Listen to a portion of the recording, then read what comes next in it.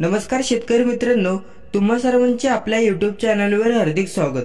तर शेतकरी मित्रांनो, आज आपण या व्हिडिओच्या माध्यमातून जाणून घेणार आहोत की पीक विमा भरलेल्या या शेतकऱ्यांना मिळणार 13,600 रुपये। तर चला तर मित्रांनो, आज आपण ही माहिती जाणून घेऊया।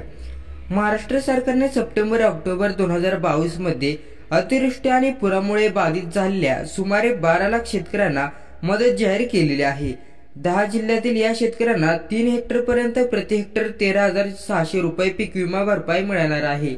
छत्रपती शाहूनगर, जालना, परभणी, हिंगोली, नांदेड, बीड, लातूर, पुणे, धुळे आणि सोलापूर हे प्रभावित जिल्हे आहेत।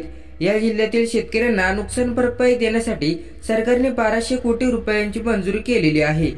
राज्यपाल निधी आणि राज्य आपत्ती प्रतिसाद निधी वापरून मार्गदर्शक तत्वांच्या आधारे नुकसान भरपाईची रक्कम निश्चित केली जाते। पुढील आठवड्यापासून ही रक्कम थेट पात्र शेतकऱ्यांच्या बँक खात्यात जमा होणार आहे। पीक विमा पोर्टलवर शेतकरी त्यांचे आधार कार्ड वापरून भरपाईसाठी त्यांची पात्रता तपासू शकतात। अतिवृष्टीनंतर कृषी विभाग आणि विमा कंपन्यांनी शेतकऱ्यांनी दाखल केलेल्या पिकांच्या नुकसानीच्या दाव्याची पडताळणी केलेली आहे। धन्यवाद।